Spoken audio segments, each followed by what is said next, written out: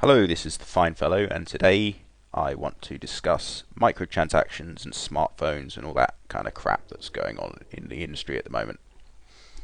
I should get my biases out of the way. I just think that these two things are incomprehensibly popular, and just they're weird. They're weird. Not really like the gaming that I normally do as a kid, sort of thing I expected gaming to evolve into.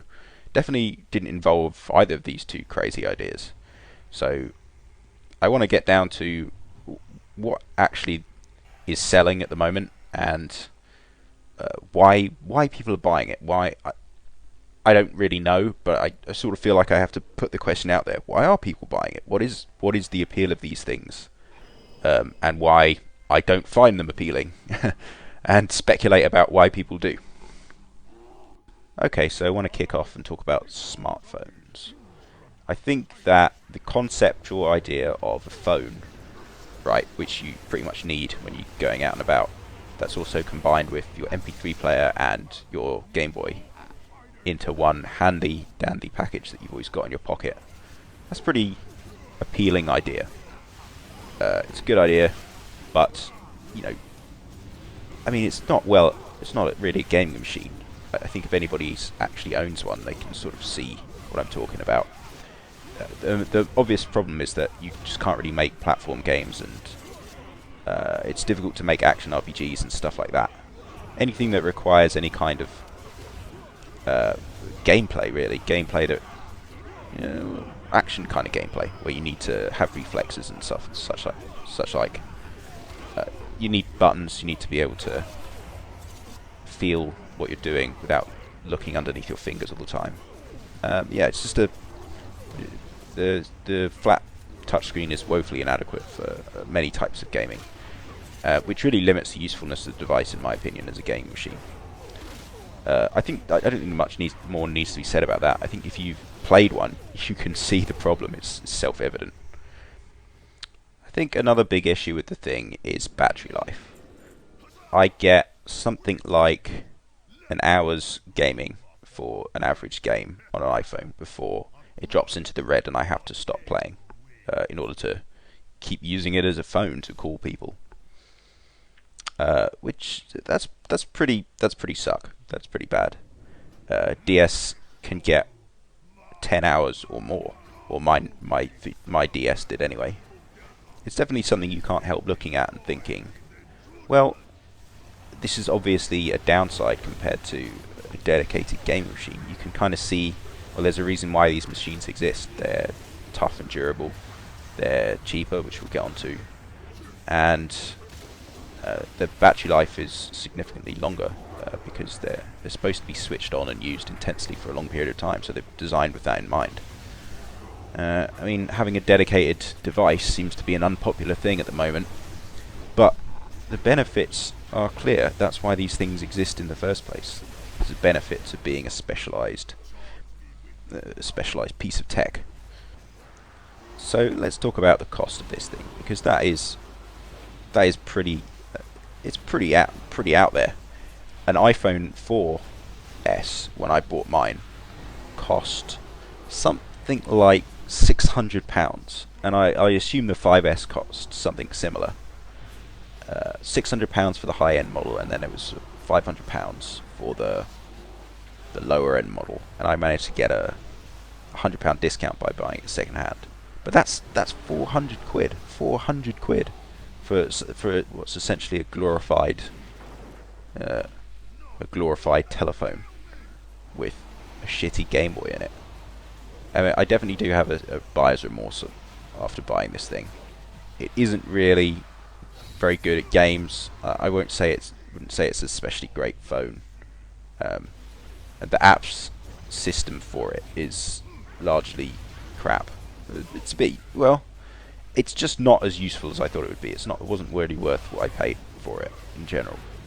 I think there is one thing that's awesome about smartphones that would have been great to see on so dumb phones or whatever we want to call previous phones, which is maps, GPS.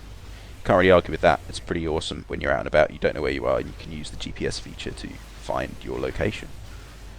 Yeah, that's pretty cool. Uh, Hopefully more cheap, crappy phones start to include a rudimentary GPS system, even if they don't have very detailed maps. That would be pretty cool. I definitely think it's worth talking about the public perception of smartphones as a necessary device, because I think that drives a lot of sales. How people, people are affected by their peer groups, and they're affected by what they see on TV and so on. And if they see that everybody has a smartphone, they feel a need to buy one. I say they, I mean we. I see other people doing this stuff, and I don't want to feel left out, like I can't, like I don't have the newest cool tech. I guess that's human nature in a way. But this really is. It's funny to see so much development effort in terms of software development, and also, so much work in terms of making these tiny microchips even smaller and more efficient, and making small but useful Wi-Fi antennas and small touchscreens that have high resolution retina displays. So much time and effort is being put into something that's essentially a completely frivolous engagement, a frivolous waste of money. It doesn't really do anything that helpful compared to things that already exist, but it costs a fuckload of money. I don't want to get back onto that, but is it really a need in the modern age to spend a reasonable amount of your salary on a frivolous piece of technology that's not going to help you really in your life, apart from the fashionability of owning one? I don't know. I'm not here to moralize people. I think if you have the disposable income, fine. But the number of people who have smartphones now has risen to a crazy degree. I mean, I am moralizing here. I'm saying people shouldn't do X, but I mean, people have the freedom to do what they want. Maybe it's okay to spend a lot of money on something that's frivolous, even if it is frivolous. I guess that is fine. I guess I'm wrong. I guess my opinion's actually wrong. But I still can't help but feel it. I can't help but feel like it's a bad thing to encourage people to waste money on something that isn't useful for them. I don't know why. I think I feel bad when other people get ripped off, and they maybe don't even perceive that they're being ripped off. Yeah, it does make me a bit. Makes me a bit sad myself to see that I succumb to it, and makes me want to warn people to say, hey, look, just because Celebrity X has an Android phone or an iPhone or whatever, you don't actually need one, and maybe you can't afford one, and it's not going to be that good when you buy one, so take my advice and don't do it. Well, that neatly brings me on to the iPad, which is probably the most frivolous waste of money device ever created, I think. It's just a giant £400-500 waste of technology. Yeah. I mean, obviously this is my opinion, and there are a lot of people who like their iDevices and tablets and whatnot. I mean, my roommate loves his Android, whatever. Even though I sit there just shaking my head, he seems to enjoy it for whatever the hell reason he likes it. I don't know. I can't really explain it. Because from the perspective of a non-owner, these do look like essentially just a shitty computer. Like they took a decent idea, which I guess it would be a laptop, or even a laptop with a touchscreen maybe. But yeah, really just a generic small laptop, which maybe runs some form of Unix that you have command line access. You've got a window manager. You can do the things that you do on a computer on it, and then remove all the good bits. Get rid of the keyboard for typing. Get rid of the software that you need to maybe do word processing, or use Photoshop, or in my case programming. Get rid of all that and pay 2 or 3 times more pay double the amount for that. Well, what the fuck is the appeal of that? Who is buying this shit? I kind of assume that it's just another one of those.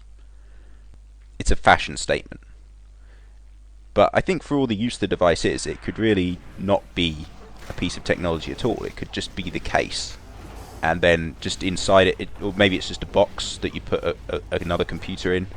Or it could just be like a box that you put a notepad in for taking notes. Like an expensive, much like an expensive purse for a woman, like the male equivalent or the unisex equivalent of just like a suede purse. Something that's completely useless in the UK, where it could rain any day at any time, and you wouldn't necessarily know. So once the thing gets wet, it's fucked up. It's pretty much the unisex equivalent of that. It's just a expensive thing that you can say that you spend a lot of money on. I mean, my bias is becoming clear here. I never claimed to be an unbiased commentator, far from it. Quite the reverse. But I do feel that these devices are just sort of a symbol of Western consumerism culture. They're just a giant waste of time and money, and they completely dominate the tech landscape at the moment. This sort of thing, your iPads and your tablets and whatnot, and this is what people are talking about. This is the money maker, and it just does nothing. It's very much like I guess these things are the tulips of our generation, much like the famous story about Dutch tulips, where they just were worth nothing, but people wanted them because they look nice. It's just that, really. They don't really have much inherent value compared to something that costs a lot less than that. So that brings me nicely on to microtransactions. This is a sort of piece of bullshit that's come along with the smartphone market, wherein people don't really tell you how much their software is worth, how much they expect you to pay until you start using it, which is such a weird concept. I think firstly the problem with it is that it's blatantly exploitative in terms of the business model. I mean, this is exactly like when you sign up for a gym and it says that the price is like, $19.99 a month or something, and then you get there and then there's the joining fee and there's like an orientation fee, and then there might be any extra charge. I'm pretty sure that sort of stuff is actually illegal in the UK. I don't know where else it's not. Where else it's I don't know what the rules are in America, but I'm pretty sure that you have to be upfront about what the total costs are in the marketing material. So even if it says $19.99 in big letters in the small print on the advertisement, it has to say there's a joining fee and so on. So yeah, I mean, but in the case of microtransaction games and apps, mostly games. I think apps have it kind of the right way round, where you might have something like a newspaper app where you get the app for free, and then it says, okay, each issue is this. It's actually quite upfront about what the business model is. The problem is a microtransaction based game, is not upfront deliberately, because that's the business model. You get into the game and you buy fake currency, and the fake currency buys moves in the game, and that nicely obfuscates how much it actually costs. So yeah, I'm surprised it's legal in the UK. I think Ofcom is getting onto microtransactions, and not microtransactions, but they're getting onto a lot of exploitative business practices that these free-to-play games are employing at the moment. And some of the stuff that was in the article I read was pretty insane. Like, one thing that they want to specifically regulate against is the idea that your character, you've got a game marketed for children, maybe it's some gem game, and they've got a cute character, and one thing that they'll do to try and entice kids to put more money into it is that they'll tell them that their character is sad because you haven't played recently, or it's sad because he's not advancing quick enough. Fucking hell, imagine you're a kid and you're like 6, and like Dolly the dinosaur is sad because you can't feed her any more ferns or whatever, because you have to pay money to do it, and you haven't done it. That is so... that's almost like a... like I could imagine there being an 80s Disney film with some rich business executive sitting in his office being like, wah, wah, wah, wah, look at what we've done. It's almost a comedy. It's so bad. It's a mixture of funny and sad that the world is in this state, I think. So yeah, Ofcom are trying to clamp down on that sort of thing, but something that they haven't specifically addressed is what I talked about just a minute ago, which is the obfuscated costs. I think it's a bit... I think it is deliberately exploitative to have a currency that's not displayed in real money. I think this was always the case, even going all the way back to the launch of Xbox Live in 2005 for the 360, when they started to have DLC being a big part of it, and you had to buy these these Microsoft points, and you buy 800 points and it costs £10, so it doesn't neatly cut up into like 100 points is £1 or whatever. You can't really tell how much it is. It's just an arbitrary measure, and I guess their plan was that would work in their favour, because you won't know how much you're spending, so you might accidentally spend more than you were expecting. So you wouldn't see the price and try to gauge the value for money of it, which is bullshit, in my opinion. That's bullshit, and that's the sort of bullshit that's going on now with